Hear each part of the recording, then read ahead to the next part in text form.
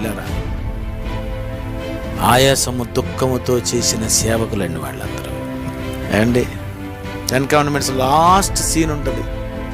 బాగా ముసాలైపోయినటువంటి ఆ జుత్తుతో లాస్ట్లో మోషే వస్తాడండి. నాకైతే ఇవన్నీ చదివిన తర్వాత నాకు అనిపించింది, అయ్యో ఎంత వయసులో, అంత ముసలితనంలో అప్పుడు కూడా అతను బైబిల్ పట్టుకొని, అప్పుడు కూడా అతను పలకలు పట్టుకొని వస్తున్నాడా? ఏమి సేవ చేశారండి.